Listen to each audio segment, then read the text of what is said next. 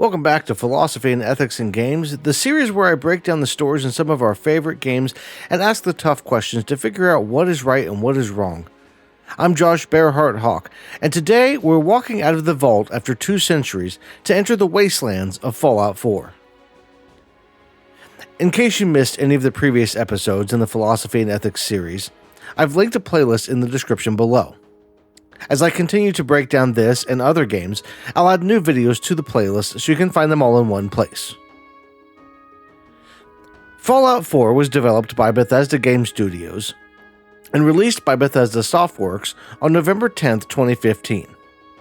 While receiving mostly positive reviews initially, it has since faced a wide range of both praise and criticism from both fans of the series and critics alike.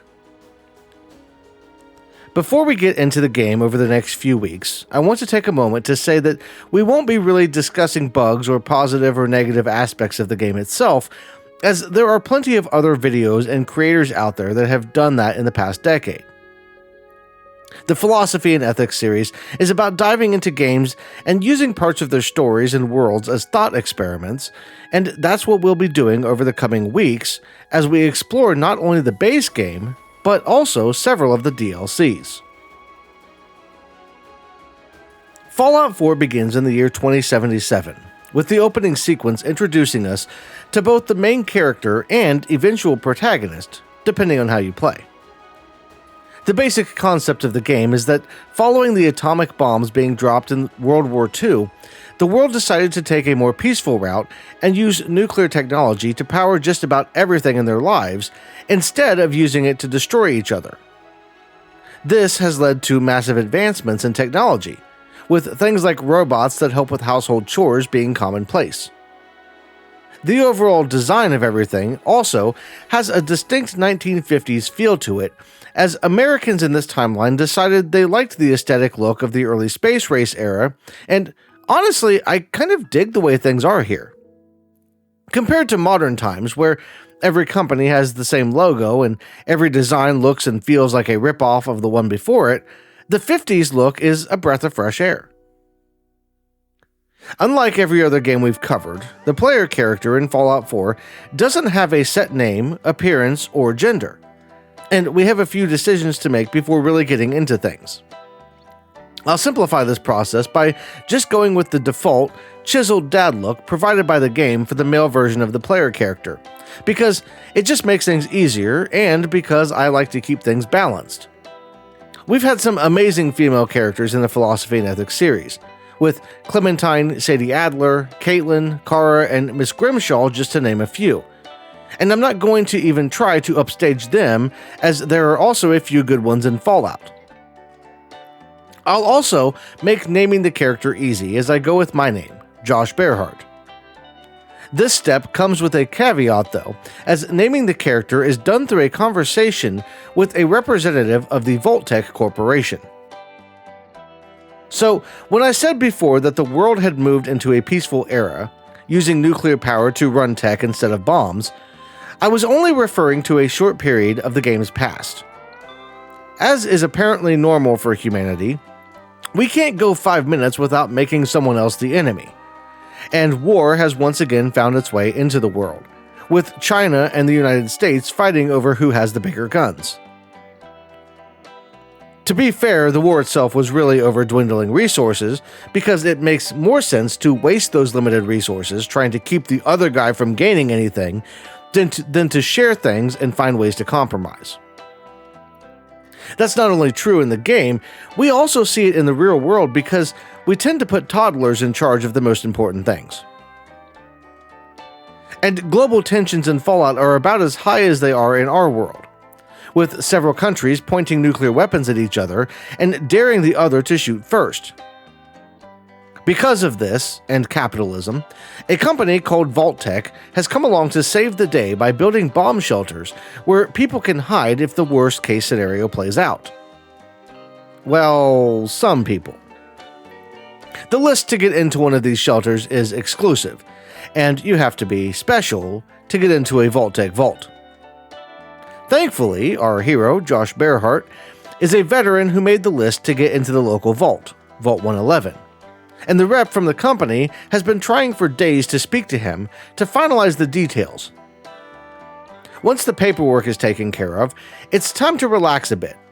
Except that it really isn't, because 5 minutes after the rep leaves the house, the first bombs start dropping. And this event actually lets us live out the worst fears of someone who would have lived through the Cold War in our own world. For those who may not be familiar, the Cold War was the period of time spanning from a couple of years following the end of World War II up through the early 1990s. It consisted of a number of proxy wars between the United States and the Soviet Union, with the US claiming a fight against communism, while the Soviet Union aimed to expand its own influence on a global scale. Part of this period included an arms race, where both sides sought to make bigger and bigger bombs and stockpile those weapons to keep the other side from gaining an advantage. The concept of mutually assured destruction was born out of this time as well, with the common thought being, if you launch your arsenal, we'll launch ours and everyone will die at the same time. In practice, this only works if both sides are actually level-headed and unwilling to die. But even in the best case scenario, it's a miracle the world doesn't end. Case in point, one Vasily Arkhipov, a Soviet vice admiral stationed in a submarine in the Caribbean Sea in 1962 during what was known as the Cuban Missile Crisis. The commander was one of 3 on the nuclear-armed sub that had to give authorization to launch their missiles in the worst-case scenario. On the 27th of October 1962, that worst-case scenario seemed to be becoming a reality when a U.S. aircraft carrier began dropping depth charges near the submarine, causing 2 of the 3 commanding officers to think the war had escalated and input their authorization to launch their nuclear missiles. Arkhipov refused to give his authorization and eventually managed to talk the other officers down, single-handedly preventing what would have likely been the end of the world as we know it. Because of close calls like that, and the overall threat of total annihilation that could come at any moment, many civilians in both the United States and the Soviet Union became accustomed to things like duck and cover drills, as well as practice evacuations to bomb shelters, and practicing to quickly equip gas masks in the event of a bomb being dropped. If the bombs would have come as many feared, we could have seen a scene like the opening sequence here in Fallout 4 really play out. As we run to the vault, we can see some of our neighbors panicking, trying to make their way up the hill while grabbing whatever possessions they can carry. And arriving at the gates of the facility, we find several families and individuals begging to be let in, including the Vault Tech rep from earlier. He's somehow not on the list, despite being one of their employees, and this is our first of what will be many glimpses into what Vault Tech was really like as a company. Giving our name to the guard, we're ushered inside, and the last thing we see of the world above ground is a flash of light as a blast rips across the land, destroying the world that we knew completely.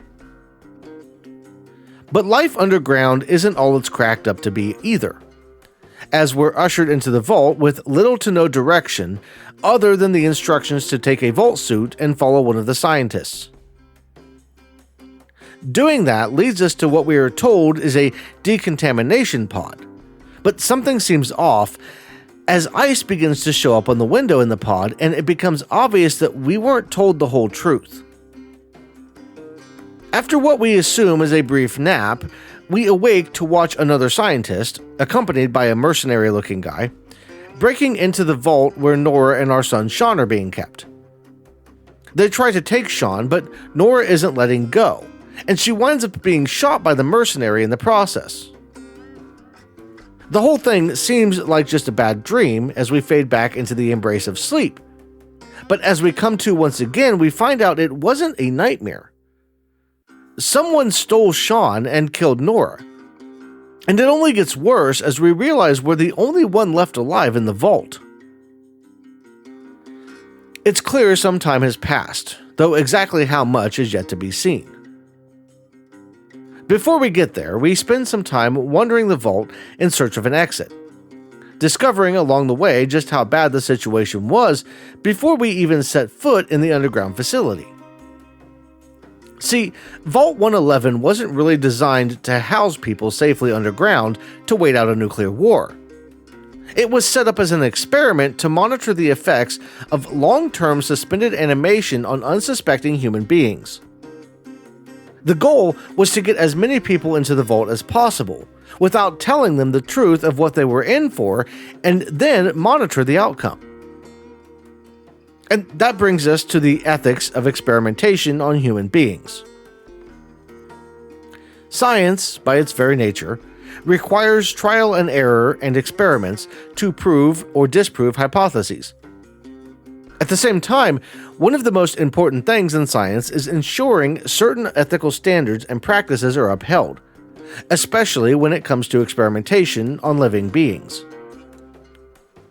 For instance, subjects in scientific research should be informed of the fact that they are participating in a study, and made aware of the risks associated with that study so that they can give informed consent before taking part. They also have to be selected in a specific way to ensure the results of the study aren't tainted by bias.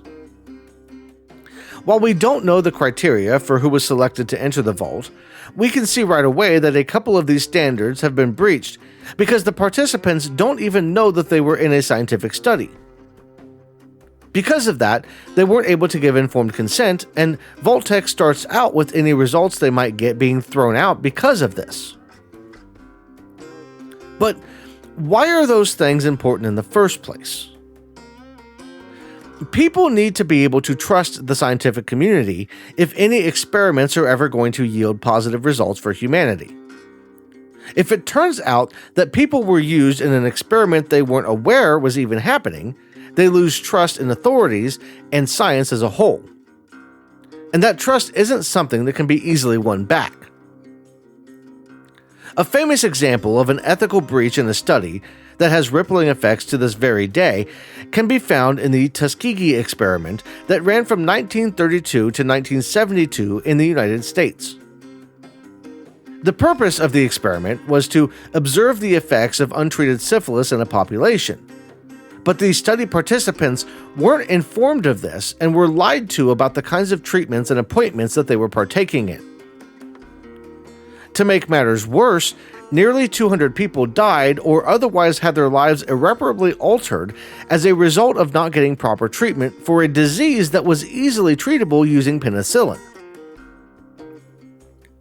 When the news broke in 1972 about the experiment, public trust was broken in a way that has impacted other studies and attempts to improve public health overall in the decades since. There's no way to truly calculate the cost of this one experiment because we can't know how many people failed to seek medical treatment in the aftermath. But it's highly likely that the loss of trust from this one ethical breach set public healthcare initiatives back decades.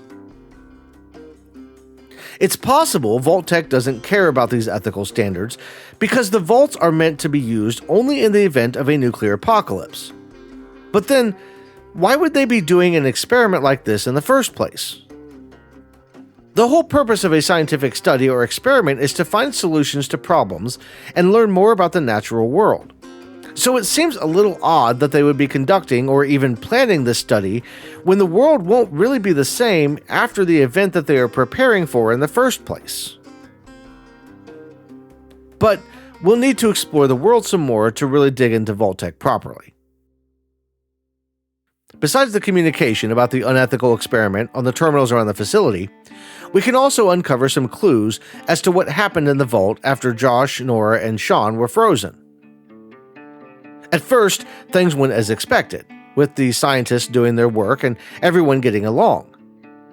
After a couple of months, however, people started to get a little cabin fever, and everyone was ready for the day that they were supposed to be opening the vault and heading back out into the world above.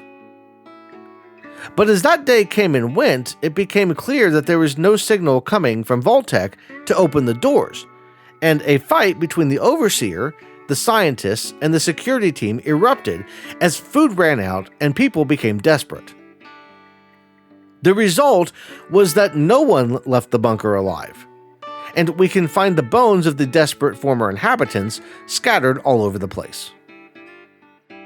And what were the people at Vault-Tec even thinking? Ethical problems with their experiment aside, they gave the staff of the vault just enough food and supplies to make it to the 180-day mark after the strike. That might make sense, except that there was no plan other than wait for instructions, and anyone who knows anything about planning for something like an underground bunker would know that you should store at least a year's worth of supplies for the expected population. If they get out early or on time, great. They've got extra. But if something goes wrong and they need to last longer down there, they need to have the ability to survive. And especially since they were running an experiment, they should have thought ahead and given the inhabitants at least a fighting chance in the long term. You can always pull the data they collected off the computers, but you can't ask clarifying questions of skeletons. What if there was some oddity or event that the scientists didn't properly record? Wouldn't it be great to be able to talk to them about it? It's these kind of things that make me wonder how the people in charge managed to get there in the first place.